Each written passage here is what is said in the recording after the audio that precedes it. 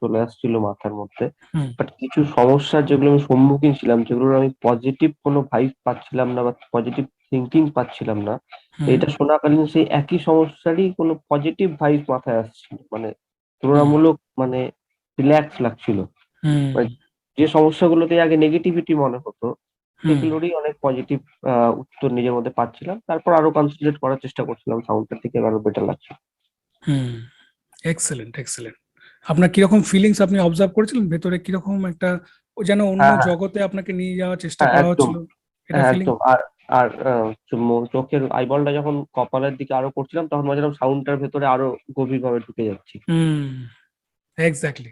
আপনি ঠিকঠাকভাবে করতে পেরেছেন। Very good. আপনি যদি কোনো প্রকার শারীরিক বা মানসিক অসুবিধা অনুভব করেন তাহলে অবশ্যই আমার সঙ্গে যুক্ত থাকার চেষ্টা করুন এবং আমার ক্লাসে জয়েন করুন, এবং আপনার সঙ্গে দেখা হচ্ছে ক্লাসে। নমস্কার।